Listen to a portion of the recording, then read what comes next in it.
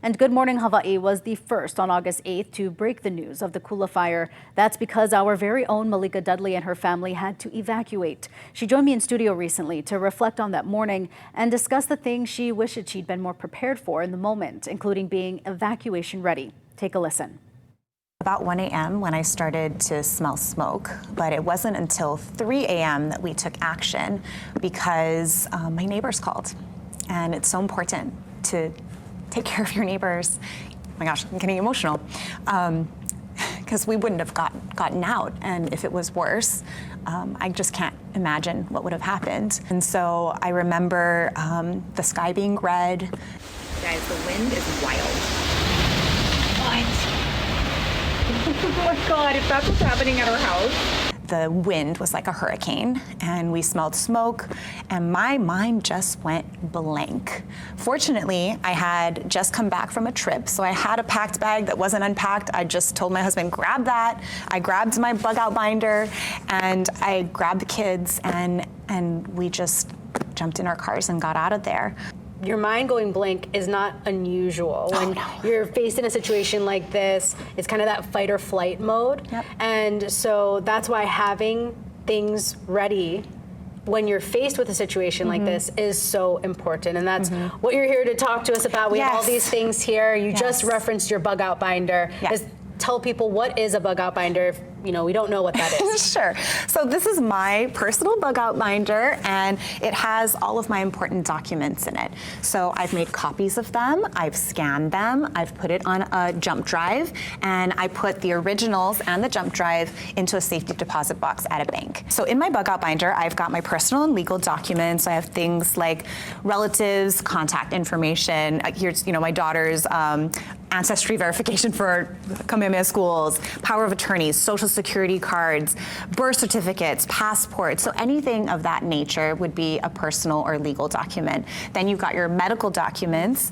Now that's contact for your doctors, insurance cards, things like that. Then we can go into financial documents. Those are like front and back of debit cards, lease agreements, car titles, bank information, employment information, and lastly, we have household documents, and that would be taking a picture of every room in your home, taking a picture of anything of value, receipts. That includes lease agreements, appraisals, things like that. So I know this is like people are like, it's okay. I made a list, actually, with help from a girlfriend, Summer Star, who's very passionate about emergency preparedness, and that's what I worked off of for my bug out binder, and it's on our website. I actually put this question out to my Instagram followers because I wanted to hear people's lived experiences, because you can always work off of a list, but after the fact, you're always like, oh my gosh, I wish I had thought of this, or I should add this to my list. So actually, a list is one of the top things. So one person in particular, her name is Gail, she said she had to evacuate from 2 fires. And so since she went through that, what she learned was creating a list and putting it in each of her kids' closets. So she has a 5-minute evac list and a 30-minute evac list, and everyone just gets busy and fills their bag. I would add to that, for me, a to-do list. And this could be super simple things, common sense. You would think you would do it, but when you're in shock, you don't think to do these things. Things like lock the front door, turn on the security cameras. We didn't close our windows, and we got ash all over everything. So, writing a list, I think, is super, super important. Leading off of that, if you don't want to pack something in the moment, having a bug out bag. So that would be something that's lightweight, comfortable to carry. I actually fit all of this into this little bag. This is a lot of stuff. It's a lot of stuff, and I still had space, so it's not difficult to do this. So some of the things that you would put into your bug out bag, I'll just mention some of the things on here: a first aid kit, personal hygiene items, prescriptions. This is an emergency sleeping bag, an emergency blanket. I've got a towel here, trash bags, that's a poncho, cash. Cash. Who carries cash anymore? A portable radio. This one's a crank radio. It's also a solar powered radio. It still works. It has no batteries in it. So that was cool that I got to revisit all of this and go, oh, does this still work? So you need to actually go through your bag as well, make sure that everything in it is still something that is applicable, still working. Children's clothing. If you packed this bag 3 years ago, it might not fit your kids anymore. Replacing snacks. So I have here like games and snacks. So those might change also as a child grows. I've got a satellite communicator. I've got a can opener here, a lighter, things to charge your phone with, water filter, and this one's really cool because it folds down flat. Wow. And it was on Shark Tank. So I was like, oh, I gotta get me one of those.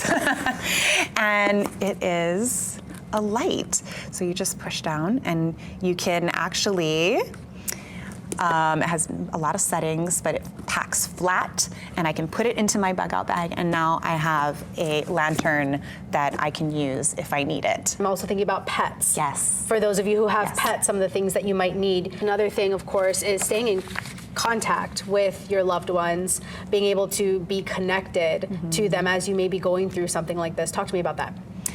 This is one thing that my dad, who's a tsunami expert, always talks about. It's having a contact on the continent. And so being able to communicate with someone if the cell phone lines or the communication lines are saturated in the place where you're at, because everyone's trying to communicate. So making sure that you have one contact on the continent that you can call and say, I am safe, I am here. And then the people that, obviously if you're doing this, you're separated from people that you love, that they can do the same, so that at least you can find out if those people are safe and where they're at. It's one step at a time. Like I said, I did not have I had the stuff in my house. It just wasn't in a bag, right? And my mind went blank, and I didn't have a list saying like, grab your bug out bag, grab your bug out binder. But I did have my bug out binder. I took one step. And so that one step would have kept me that much more prepared. So now I have my bug out bag. It's one more step. Just take baby steps, talk to your family. That's probably the number one tip, is to have conversations. And then once you start having these conversations, getting this stuff together is actually quite easy, and it can become like something for the family to do and a great conversation to have. Now you can find all the information that Malika talked about on our website, including a list of things you should include in your bug out binder, your bug out bag, and information on where to get some of those products that she talked about. Just head to our website, kitv.com, and click the Eola Mau Maui banner at the top.